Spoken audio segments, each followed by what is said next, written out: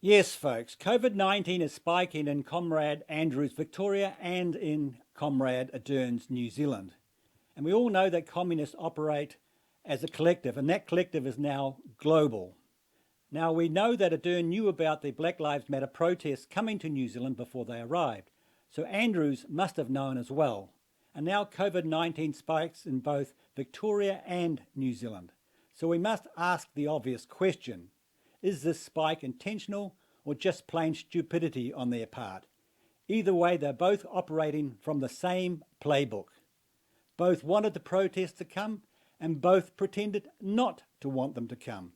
And both blamed the police for allowing them.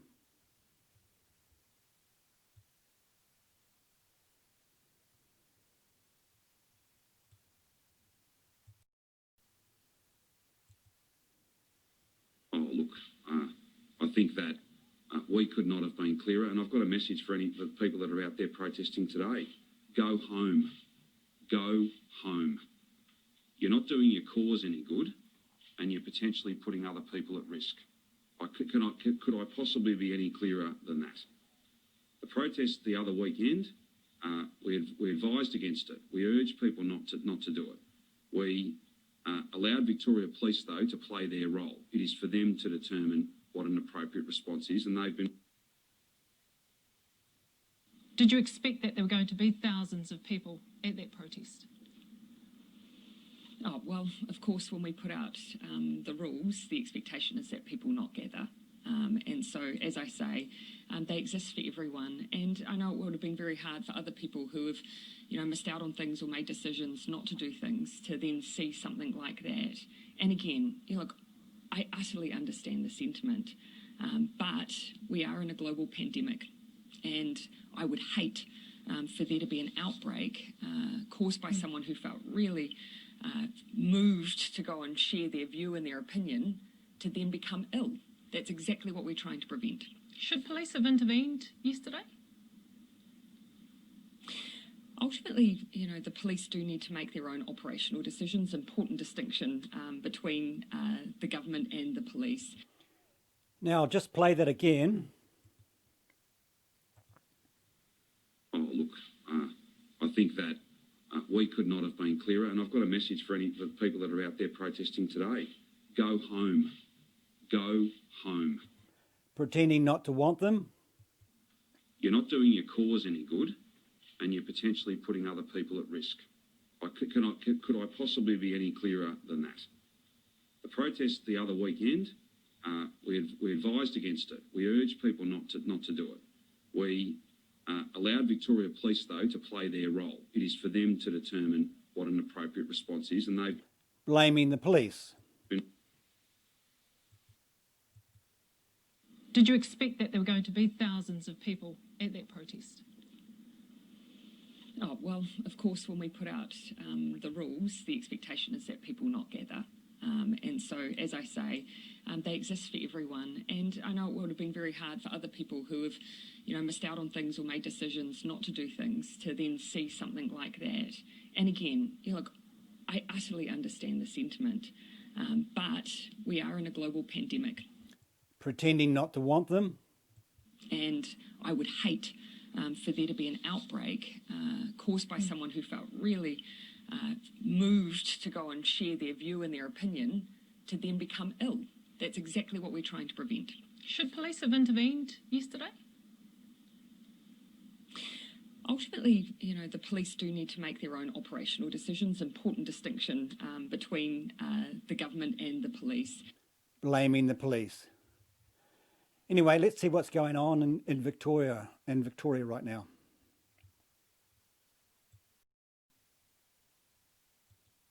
That's because no one is more responsible for this spike in COVID cases in Victoria than the Premier himself. He's to blame because of his weak response to protests 2 weeks back, and because he and his hapless health minister totally handled the outbreak at Cedar Meats that, surprise, surprise, Cedar Meats turns out to be a Labor Party donor. Later in the show, I'll be talking to a Melbourne restaurateur who geared his business up to handle 50 people from today, but now he's had the limit pushed back to a business suffocating 20. Restrictions coming back again. Now, is that intentional or not? And could these restrictions be coming to New Zealand as well? It's just not right that people be told something will be allowed from Monday and then be told they'll have another month to wait due to government weakness and sheer incompetence. And while there's no doubt that this increase in new corona cases from 35 the previous week to 116... That's a huge jump. ...over the last week just gone is a worry. It's gutless to blame families for this hike when the Premier himself allowed tens of thousands to flood the streets, knowing it would be a risk, but was shown to be unable and indeed unwilling to stand up to the left-wing activists. Right now, we're told there are 121 active cases of COVID-19 in Victoria, with reportedly only 7 people in hospital and just 2 in intensive care. Yet this has been enough for the Victorian government to extend a state of emergency for another month and to have the Victorian Chief Health Officer consider making the wearing of face masks compulsory in public and to warn against travel between different suburbs in Melbourne, and to apparently put it all at risk the reopening of borders between states. Again, see what I mean about Victorian Labor grasping at this issue to divert attention away from the political mess of last week. And if I'm right, I'm telling you I am, because I can smell Labor media manipulation a mile off, why should every Victorian be made to suffer even more financial loss and even more inconvenience and even more loss of freedom because the Andrews government is good at bullying ordinary people but can't say no to protesters or Labor donor mates? This is a state, let's not forget, that's handed out more $1,000 plus fines to residents and business owners than any other. A state that has tried to fine parents for taking their kids out for a driving lesson, for people sitting in a park or wandering around a golf course. And yet out of the 30,000 or so that attended Melbourne's Black Lives Matter protests, only 3 organisers copped a fine. Yeah, rank hypocrisy, isn't it? Clearly, if you support a cause that the left agree with or you're a Labor Party donor, rules don't apply. But for everyone else, the economic harm will hit Victorians worse than anywhere else, because this is a Premier who is about as arrogant as I've ever seen and mired in a branch-stacking scandal that stinks to high heaven. On top of this, of course, is the secret debt deal he's determined to do with the Chinese Communist government, even though he knows, you know, we all know, who's been hacking our government and business networks over the past few months. I tell you. Yeah, and there's more to come, folks. Andrew, out of Melbourne, we know there was a big protest a couple of weeks ago, and you've got some information in relation to case numbers related to that protest. Well, yes, Kieran, the number of COVID-19 cases linked to the Black Lives Matter protests in Melbourne 2 weeks ago have risen to 5. We already knew that 3 protesters have tested positive to the virus, but now we understand 2 cases identified today by Victorian authorities were linked to one of the protesters at the rally. There have been reports one protester at the rallies worked at an H&M store for 2 days after the rally, but it seems that some concerns at the federal level here around this protest are being borne out. We know they said that it would be 14 days after the rally before it was established whether or not there'd been a possible spread at the rally. And look, that's up to Victorian authorities eventually to explain, but the number of cases in Victoria kind of speak for themselves. So yeah, so Victoria gets 5 new cases from the protests. So how many cases will New Zealand get? Or have we got some already and they're not telling us? Anyway, now to New Zealand's debacle.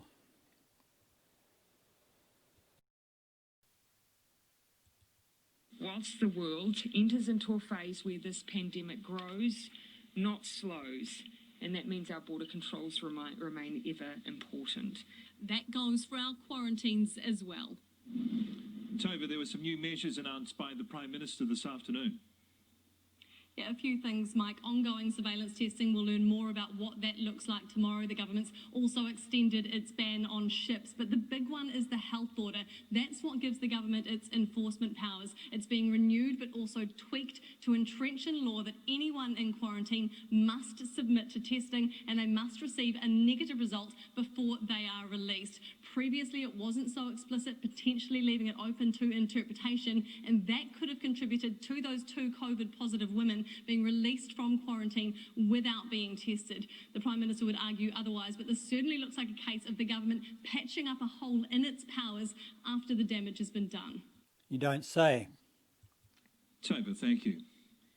As more cases are found inside quarantine hotels, guests are now being told to wear masks in all shared spaces. It comes amid concerns over the mingling of new and previous arrivals inside, and while the government is still chasing people who have left quarantine to confirm they've had a test. Madison Reedy reports. COVID confirmed inside the Novotel at Auckland Airport, a female teenager. All guests and staff are now in lockdown, confined to their rooms. Some inside are furious that officials have allowed new arrivals in, putting them at even more risk. The security on the outside hasn't fixed things on the inside here, where we've got mix-up of passengers coming in. Absolutely hopeless. We've got someone who's tested positive. Matthew and his wife are due to fly to Gisborne tomorrow morning after his father passed away. But he's not optimistic they'll actually get on the flight. I have no confidence at all. But, it just seems such a shambles here. COVID there has led to changes here at the Ridges Hotel in central Auckland. Guests told last night that the Ministry of Health is now requiring them to wear masks in all public places. In public places? I thought they were supposed to be in quarantine. Like the lobby, elevators and outside. I asked the nurses when they came this morning why we now have to wear masks, and they said it's because people have tested positive in other hotels. Newshub filmed guests and some staff not wearing masks over the weekend, including military staff. Are you supposed to be wearing PPE? Is there a reason why some security isn't? Wearing PPE because there's no requirement to during a low-risk environment.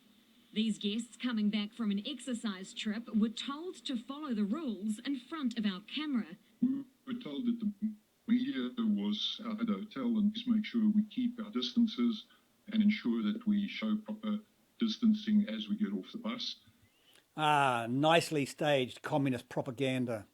Guests are now required to test negative before they leave. But up until now, there's been no mention of a negative test on the Ministry of Health form guests must provide when they depart. What the BI is saying and what's actually happening on the ground are 2 totally different things. Yeah, now who would have thought? Anyway, there's more to come, folks.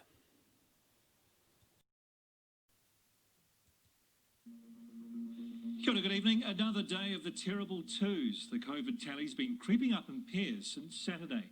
We now have 10 active cases and the days of being COVID-free are a fading memory. The Health Minister's just announced a new strategy to tighten up the border with regular testing of border workers and airline crews. But there are still questions over how many people were let out of managed isolation without being tested. Here's political editor Tova O'Brien. Jet Park Hotel is supposed to be our toughest quarantine. Anyone with COVID or COVID symptoms gets shipped here, including Michelle. She was tested, but her partner was not, despite their requests.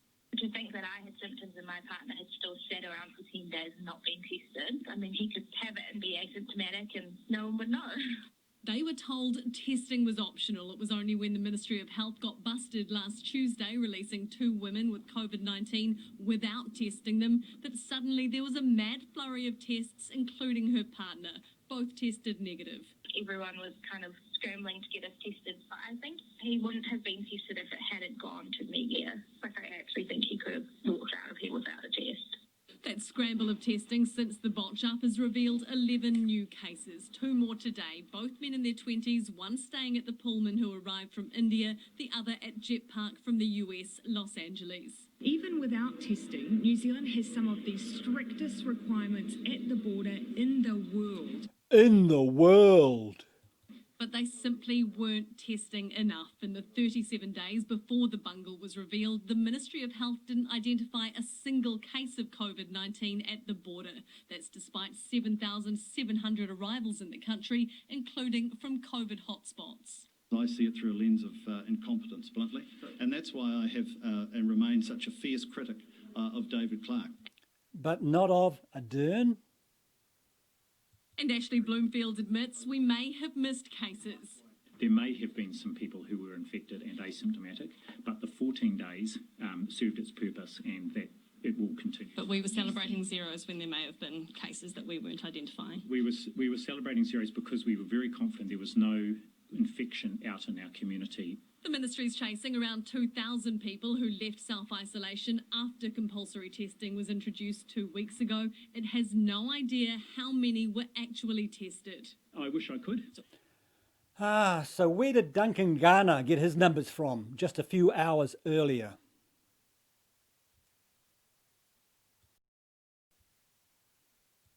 Good morning to you. Lovely to have you along. It is 13 minutes past 7. Cabinet Minister Megan Woods is on a mission to clean up our quarantine controls at the border. Big job. Someone's got to do it, and someone needed to step in after the repeated bungles we've learned about in the past week. A bit embarrassing, isn't it? One astonishing detail that I've just told you about, the number. 2,400 people were allowed to leave the managed isolation quarantine without receiving a single test for COVID-19. Everybody thought they were being tested. But no. Minister Megan Woods joins us now. Minister, good morning to you. Good morning, Duncan. Did you think they were all being tested? Look, it certainly was our government's expectation from the 9th of June that everybody was being tested in those facilities. I think that was well traversed last week, and that's what in the last few days we've made sure is happening. Nobody is leaving a facility now without having their day 12 test and getting confirmation that there is a negative test, and also bringing in that earlier testing around day 3. So if Duncan Garner's numbers were wrong, why didn't she say so? So who's lying here? Someone's lying.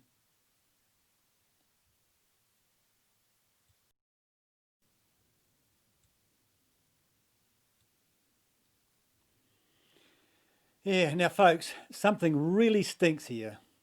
Running this quarantine operation is child's play. No one can be that stupid.